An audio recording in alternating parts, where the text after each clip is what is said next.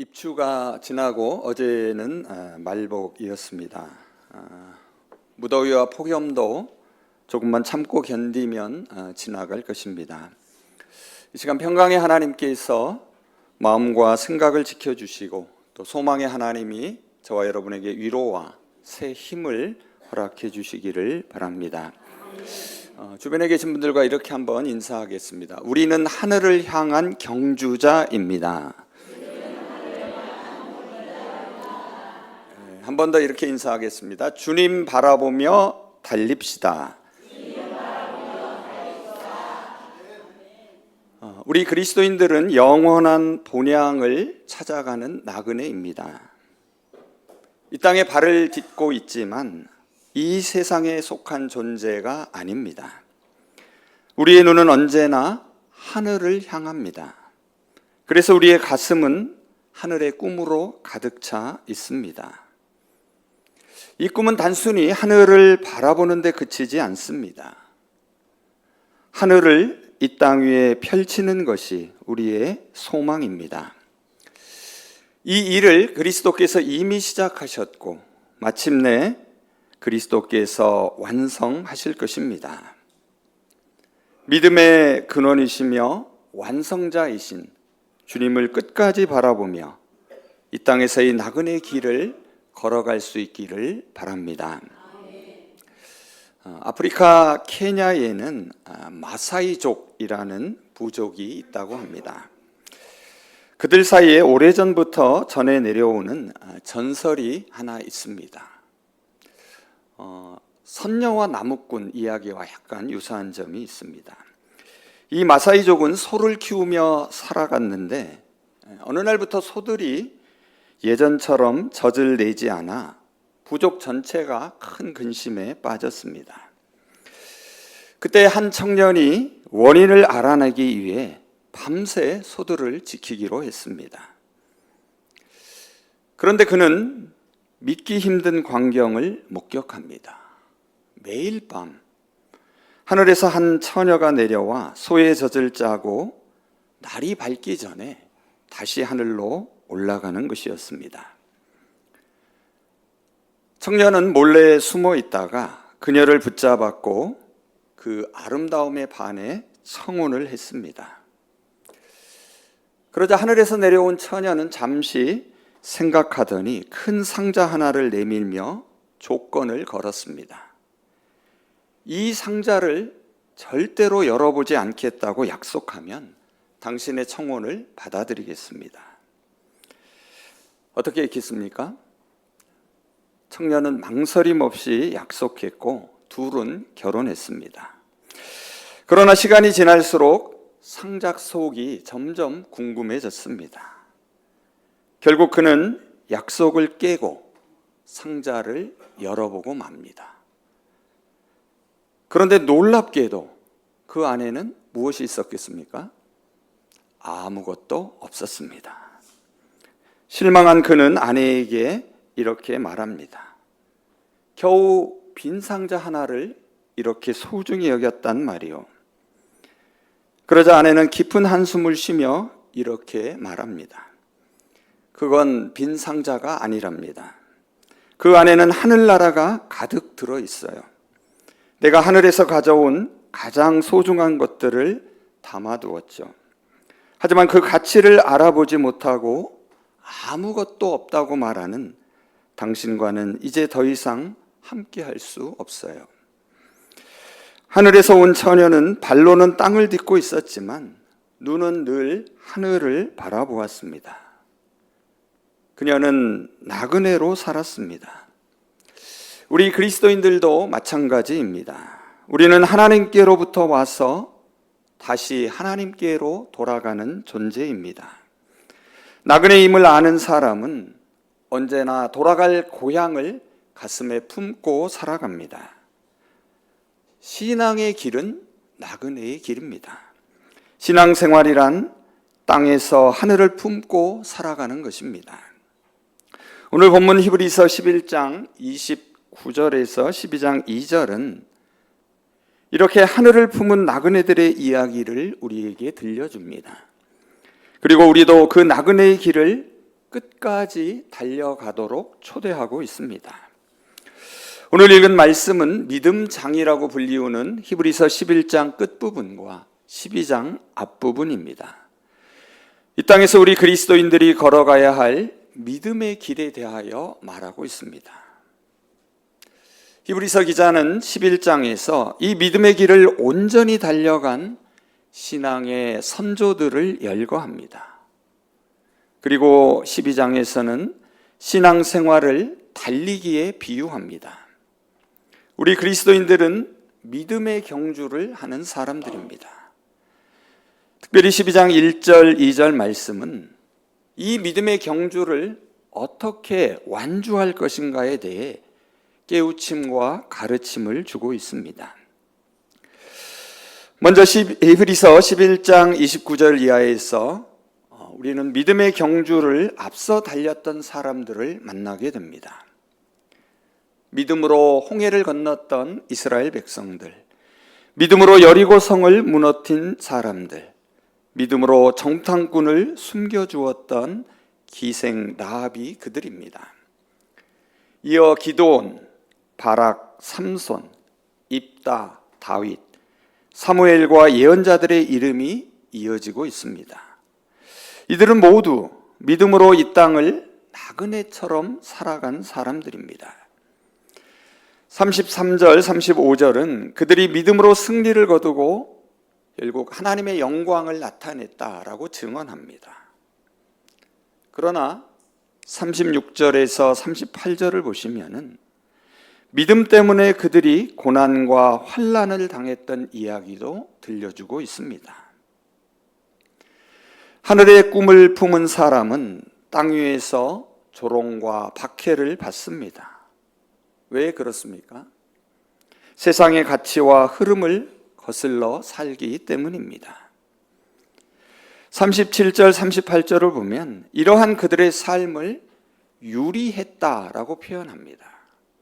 유리했다라는 것은 일정한 거처 없이 이곳저곳 떠돌아다니며 세상의 질서에 길들여지지 않고 나그네로 살았다는 뜻입니다. 그들의 유리한 삶이 결국은 그들에게 유리한 삶이 된 것입니다. 믿음으로 산다는 것은 세상이 우리를 길들이려는 시도에 담대히 맞서는 것입니다. 세상에 마음을 두는 일은 결국 헛된 일입니다. 저는 이것을 이렇게 표현해 보겠습니다. 세상에 미련을 두는 것이야말로 참으로 미련한 것입니다. 히브리서 11장 38절은 이러한 우리 그리스도인들을 뭐라고 말합니까? 세상이 감당하지 못할 사람들이라고 말합니다. 이는 곧 우리에게 세상은 더 이상 최고의 가치가 아니라는 뜻입니다. 세상의 가치관에 묶이지 않겠다는 선언이기도 합니다. 우리가 이 땅을 살아가면서 귀하게 여기는 것들, 꼭 필요한 것들이 분명 있습니다. 하지만 그러한 것들은 한순간에 우리를 떠나거나 그렇지 않으면 우리가 먼저 그것들을 놓고 떠나게 됩니다. 돈도 명예도 권력도 모두 잠시 머물다 사라지는 것들입니다. 공동번역은 38절을 이렇게 옮기고 있습니다. 이런 사람들에게는 이 세상이 살만한 곳이 되지 못했습니다.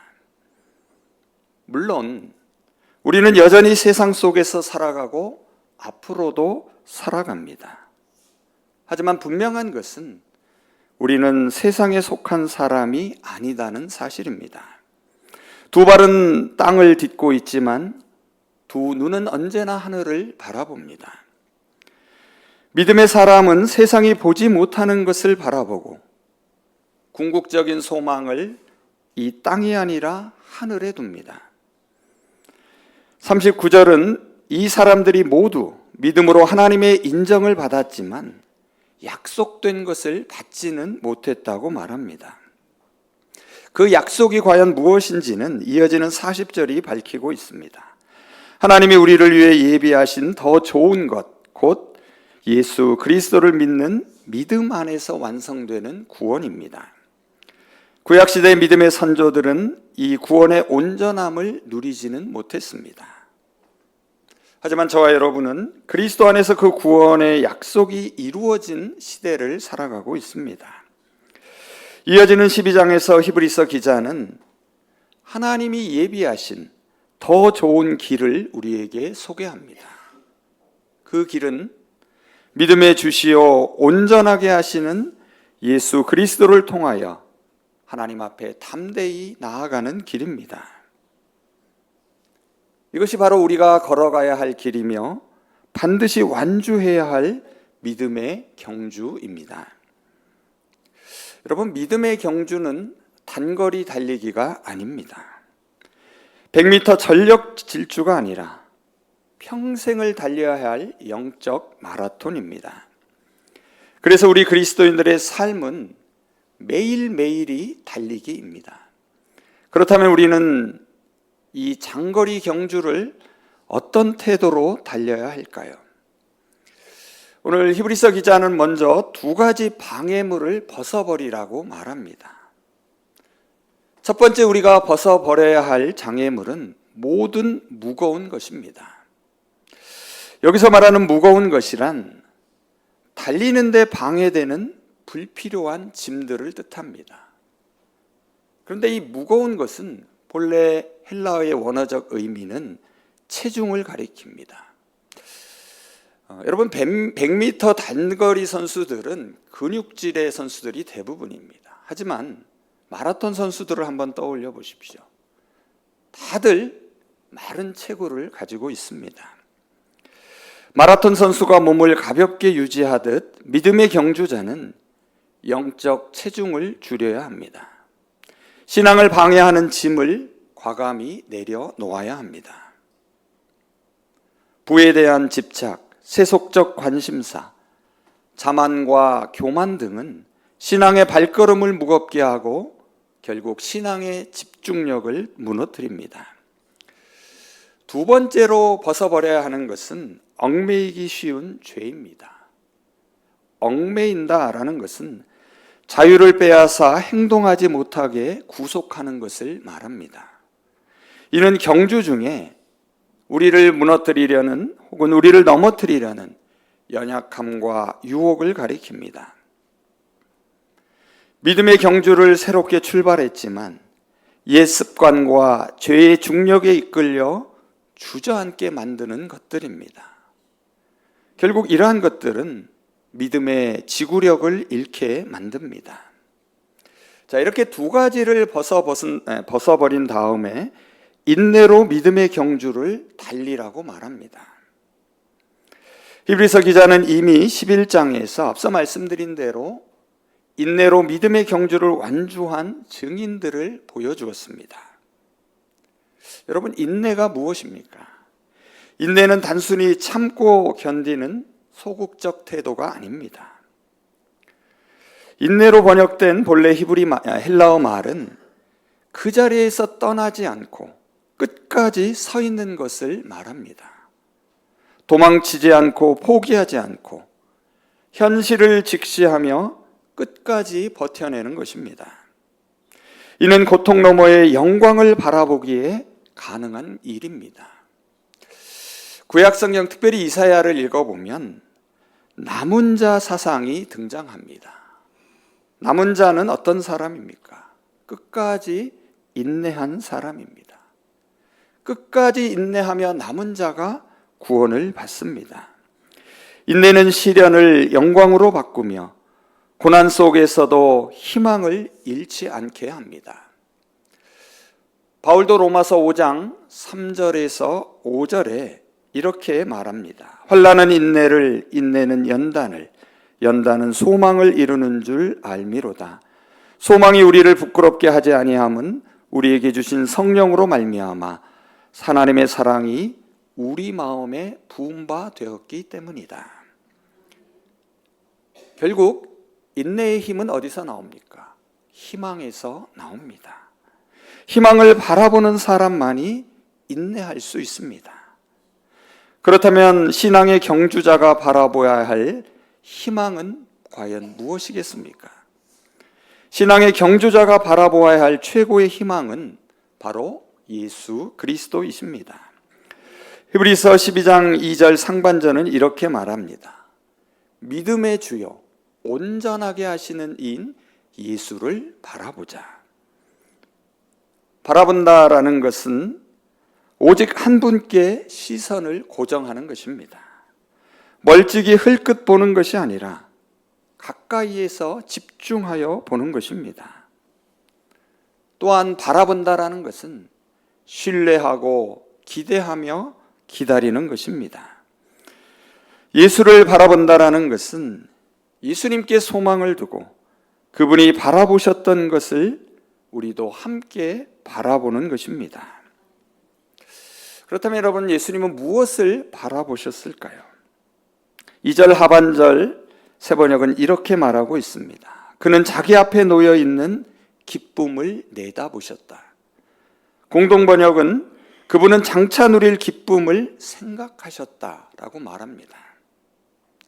그 기쁨이란 곧 본향이었습니다. 예수님의 본래 자리, 하나님의 품입니다. 하나님을 바라보았기에 십자가의 고통도 견디셨습니다. 하나님을 생각하셨기에 수치와 조롱도 두려워하지 않으셨습니다. 그리고 마침내 십자가를 지나 하나님의 보좌 우편에 앉으셨습니다. 우리 역시 영원한 본향을 향해 가는 나그네들입니다. 하늘이 우리의 본향이며 하나님의 품이 우리의 안식처입니다. 이 길에서 예수님은 우리 믿음의 주이십니다. 믿음의 주라는 말은 믿음의 근원이시고 믿음의 출발점이시며 믿음의 창시자라는 뜻입니다. 또한 우리 믿음을 온전하게 하시는 분이십니다. 끝까지 경주를 완주하게 하시는 완성자이십니다. 따라서 우리의 신앙의 여정은 처음부터 끝까지 주님과 함께 가는 길입니다. 이 믿음의 경주는 누가 먼저 결승선에 들어가느냐가 목적이 아닙니다. 그저 완주만을 목표로 하는 것도 아닙니다. 달리는 과정에서 주님과 동행하며 이웃과 함께 하나님의 나라를 경험하는 것이 더욱 중요합니다. 주님을 바라본다라는 것은 주님이 믿고 꿈꾸셨던 것을 우리도 믿고 꿈꾸는 것입니다. 주님이 바라보시는 것을 우리도 함께 바라보는 것입니다. 결승점에서 우리를 맞이하실 분은 심판관이 아니라 우리를 위해 먼저 십자가에 달리신 주님이십니다. 이제 무거운 짐을 내려놓으시기를 바랍니다. 발목을 얽매는 죄를 끊어버리시기를 바랍니다. 그리고 인내하며 주님을 바라보며 힘차게 달리시기를 바랍니다. 결국 그 길 끝에서 우리는 주님의 품에 안길 것입니다. 주님을 바라보며 달리시기를 바랍니다. 그날의 기쁨과 영광이 우리가 달리는 이유이며 마침내 믿음의 경주가 완성될 것입니다. 이제 말씀을 정리해 보겠습니다. 사랑하는 여러분, 신앙생활은 단거리 경주가 아니라 평생을 달려야 하는 영적 마라톤입니다. 그 길에는 기쁨도 있지만 피곤함과 낙심이 우리를 덮칠 때가 있습니다. 때로는 하나님의 징계와 예상치 못한 고난이 발걸음을 멈추게 합니다. 바로 그때 우리에게 필요한 것이 인내입니다. 인내란 단지 참고 견디는 것이 아닙니다. 꽉 막힌 현실 너머에 있는 분명한 희망을 바라보며 한 걸음을 더 내딛는 것입니다. 고난을 영광으로, 눈물을 감사로 바꾸는 능력입니다. 그 인내의 힘은 어디서 옵니까? 누구를 바라보느냐가 인생을, 신앙의 방향을 결정합니다. 그래서 속도보다 중요한 것이 방향입니다. 우리는 믿음의 주요 온전하게 하시는 예수 그리스도를 바라보아야 합니다. 그분을 바라본다라는 것은 주님이 믿으셨던 것을 함께 믿고 주님이 꿈꾸셨던 것을 함께 꿈꾸는 것입니다. 주님을 바라보며 주님의 눈길이 닿는 곳으로 우리의 발길을 옮기는 것입니다. 그리고 주님처럼 진실하게 하나님의 뜻대로 하나님의 나라를 이루는 삶을 사는 것입니다. 믿음의 경주는 서로를 따돌리는 경쟁이 아닙니다. 오히려 뒤처진 이웃이 있으면 기다려주고 쓰러진 이웃이 있으면 부축하며 함께 달리는 것입니다. 혼자 먼저 가는 것보다 함께 천천히 가는 것이 중요합니다. 이러한 사람은 세상이 감당하지 못합니다. 왜냐하면 비록 발은 땅을 딛고 있어도 눈은 하늘을 바라보고 있기 때문입니다. 하늘의 소망이 있기에 우리는 이 땅에서 인내하며 그리스도의 꿈을 함께 꾸며 펼쳐갑니다. 사랑하는 여러분, 혹시 여러분의 등에 무거운 짐이 얹혀 있으십니까? 마음 깊은 곳에 여러분을 붙잡고 있는 죄가 있으십니까? 오늘 그 짐을 주님께 내려놓으십시오. 그 죄를 십자가 앞에 내어 놓으십시오. 그리고 이렇게 결심하시기를 바랍니다. 주님, 저는 오늘도 달리겠습니다. 끝까지 달리겠습니다. 주님이 기다리시는 그 결승점까지 달려가겠습니다. 저와 여러분 모두에겐 하늘의 상자가 필요합니다. 지칠 때 그 상자를 열어 하늘의 향기를 맡으시기를 바랍니다. 고통스러울 때에 그 상자를 열고 하늘의 약속을 바라보시기를 바랍니다. 그 상자는 바로 하나님의 말씀입니다. 그 말씀 속에 하나님이 우리를 위해 예비하신 더 좋은 것이 담겨 있습니다. 그 말씀 속에 바로 예수 그리스도께서 계십니다. 그분이 우리의 위로와 용기와 힘이 되십니다. 마지막 결승선에서 우리를 맞이하실 분은 차가운 심판관이 아니라 십자가를 견디시고 우리의 믿음을 완성하신 예수 그리스도이십니다. 그분은 두 팔 벌려 우리를 안아 주실 것입니다. 그리고 그때 우리는 이렇게 고백할 것입니다. 주님, 여기까지 주님의 은혜로 달려왔습니다. 사랑하는 여러분, 오늘 다시 여러분의 신발끈을 조여 매시기를 바랍니다.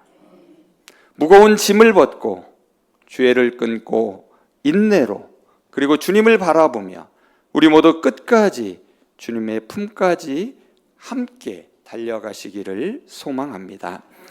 이제 마지막으로 이렇게 결단하며 설교를 마칩니다. 함께 따라해 주시면 고맙겠습니다. 하늘을 품은 나그네로 살겠습니다.